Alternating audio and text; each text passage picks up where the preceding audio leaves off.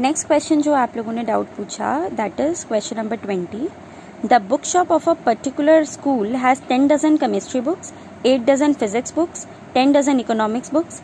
There selling prices are as follows given. यहाँ पर find the total amount the book shop will receive from selling all the books using matrix algebra. देखिए बड़ा ही simple question है, कुछ खास नहीं है इसमें. सिंपली दे रखा है कि भाई 10 dozen chemistry books, 8 dozen physics book और 10 डजन इकोनॉमिक्स बुक्स. डजन्स में इसने बुक्स दे रखी हैं और उनके सेलिंग प्राइजेस जो हैं वो कैसे दे रखे हैं, ईच बुक के हिसाब से सेलिंग प्राइस दे रखा है. तो सबसे पहला काम मैं क्या कर रही हूँ, फर्स्ट ऑफ ऑल मैं टोटल नंबर ऑफ बुक्स निकाल रही हूँ. डजन में दे रखी थी, मैं सिंगल इंडिविजुअली बुक्स निकाल रही हूँ कि कितनी मेरे पास टोटल बुक्स हैं.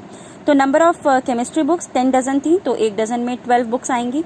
तो 10 into 12 that is 120 books. Physics की इस तरह से 96, इकोनॉमिक्स की इस तरह से 120 बुक्स. तो टोटल नंबर ऑफ बुक्स मेरे पास कितनी आ गई, 120 प्लस 96 प्लस 120. तो ये बुक्स जो हैं अब इनके इंडिविजुअली मेरे पास सेलिंग प्राइस दे रखे हैं. Selling price of first chemistry books ₹80, 1 chemistry book. Selling price of 1 physics books is ₹60. Selling price of 1 eco book is equals to 40. अब देखिए जरा, अगर आप नॉर्मली भी इस क्वेश्चन को जरा देखोगे तो आपको वैसे ही सॉल्व करना समझ में आ रहा होगा कि भाई टोटल अमाउंट शॉपकीपर कितना, सारी बुक्स को अगर बेचकर जो टोटल अमाउंट मिलेगा तो वो कैसे निकालेगा कि एक बुक की कॉस्ट अगर 80 रुपए है एक केमिस्ट्री बुक की, तो 120 केमिस्ट्री बुक्स की कॉस्ट कितनी होगी, 120 इंटू 80. एक फिजिक्स बुक की कॉस्ट अगर ₹60 है तो 96 फिजिक्स बुक्स की कॉस्ट जो है वो कितनी होगी, 96 इंटू 60. एंड सिमिलरली 120 इंटू 40 करके मैं सारी इकोनॉमिक बुक्स की कॉस्ट जो है वो निकाल लूंगी और उन सबको ऐड करूंगी तो फाइनल अमाउंट मेरे पास आ जाएगा कि कितना अमाउंट जो है शॉपकीपर को मिला. पर मुझे ऐसे नहीं करना है. मुझे स्पेशली क्वेश्चन में मेंशन किया हुआ है कि you have to solve this question using matrix multiplication या मैट्रिक्स अलजेब्रा.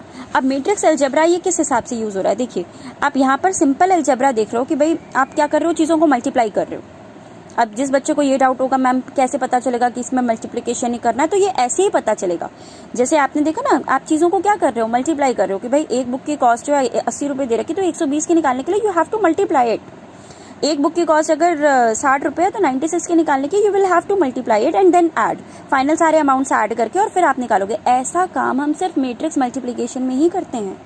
तो यहां से पता चलेगा कि इस क्वेश्चन में मल्टीप्लिकेशन कैसे करना है. तो इसके लिए मैंने क्या किया, मैंने फिर से लेफ्ट हैंड साइड पे ध्यान नहीं दिया. मैंने देखा कि फाइनली, जैसे मैंने आपको प्रीवियस क्वेश्चन में समझाया था कि फाइनली मुझे चाहिए क्या, मुझे चाहिए कि लास्ट में मेरे पास जो अमाउंट आए वो सिंगल अमाउंट आए, कि टोटल सब कुछ बेचने के बाद, सब कुछ सेल करने के बाद मेरे पास एक अमाउंट चाहिए ना मुझे, कि टोटल कितना अमाउंट आया. तो that one amount will form a matrix of order 1x1. Simple. अब इस 1x1 ऑर्डर के मैट्रिक्स के लिए मुझे अब यहाँ लेफ्ट हैंड साइड पे कैसे मैट्रिसेस लेने पड़ेंगे, डेफिनेटली जिसका रिजल्टेंट जो है वो कितना आए, 1x1 ऑर्डर का आए. तो मैंने इसी हिसाब से मैट्रिक्स यहाँ पर लिए हैं. देखिए 1x1 ऑर्डर का मैट्रिक्स बनाने के लिए मैंने मैट्रिसेस इस हिसाब से लिए. पहला मैट्रिक्स मैंने किसका ले लिया, बुक्स का मैट्रिक्स ले लिया. नंबर ऑफ बुक्स मैंने ऊपर निकाली ली थी, तो मैंने क्या लिखा, 120, 96, 120. इसको 1 रो, और क्योंकि मुझे चाहिए ना यहाँ पर 1 रो चाहिए, इसके हिसाब से मैं अपने यहाँ के मैट्रिसेस लिखती हूँ. मैं इसको ऐसे भी लिख सकती थी, क्या कहते हैं, कॉलम वाइज भी लिख सकती थी, लेकिन मैंने नहीं लिखा क्योंकि कॉलम में क्या हो जाते, 3 रोज हो जाते. 3 रोज हो जाते तो रिजल्टेंट जब बनता तो रोज 3 हो जाते, लेकिन मुझे क्या चाहिए था, 1 चाहिए था. तो इसको मुझे कैसे लिखना पड़ा, रो वाइज. तो मैंने इस मैट्रिक्स को रो वाइज लिखा, 120, 96, 120. इसी तरह से कॉलम मैट्रिक्स जो है उसको लिखा, क्योंकि इस कॉलम मैट्रिक्स को लिखने के लिए फिर मुझे ऑर्डर का ध्यान रखना पड़ेगा कि भाई 2 matrices can only be multiplied when the row number of column of first matrix is equal to number of rows of the second matrix. तो अगर ये 1x3 ऑर्डर का मैट्रिक्स ये है तो इसको कितने ऑर्डर का होना पड़ेगा, 3x समथिंग ऑर्डर का, क्योंकि मुझे रिजल्टेंट 1x1 चाहिए तो 3x1 ऑर्डर का मैंने ये मैट्रिक्स ले लिया. और ये मैट्रिक्स किसका बना है, सेलिंग प्राइस का. तो सेलिंग प्राइस का जो ये मैट्रिक्स बना और बुक्स का जो ये मैट्रिक्स बना.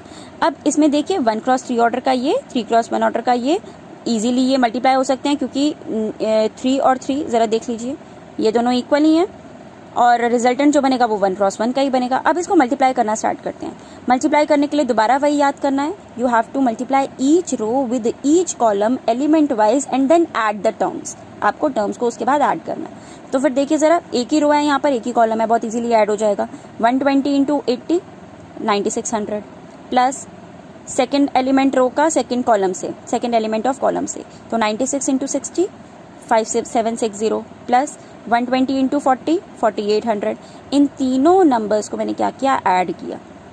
एक ही एलिमेंट बनेगा ना 1 क्रॉस 1 ऑर्डर का, तो इस ये पूरे मैंने ऐड करके देखा तो वो निकल कर आ रहा है 20160 अमाउंट बन रहा है, 1 क्रॉस 1 ऑर्डर का मैट्रिक्स बन रहा है।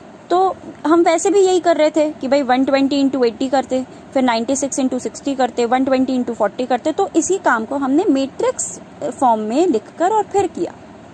तो काम हम वही कर रहे हैं, लेकिन इस बार कैसे कर रहे हैं, मैट्रिक्स मेथड से कर रहे हैं, मैट्रिक्स मल्टीप्लिकेशन से कर रहे हैं। तो ये मल्टीप्लाई करके मेरे पास जो आंसर आया 20160, total amount that book shop will receive. हाँ, इस बात का ध्यान रखना है, जो स्टेटमेंट वाले क्वेश्चंस होते हैं उसमें आंसर स्टेटमेंट लिखना इज मैंडेटरी। आप आंसर स्टेटमेंट उसमें स्किप नहीं कर सकते हैं, तो इसलिए आप जब भी स्टेटमेंट वाले क्वेश्चंस जो होते हैं उसमें आंसर स्टेटमेंट की एक लाइन ज़रूर लिखें, अदरवाइज उसके आधा नंबर एक नंबर कट जाता है। Therefore, total amount that bookshop will receive after selling all the books is equals to rupees 20160. That's it.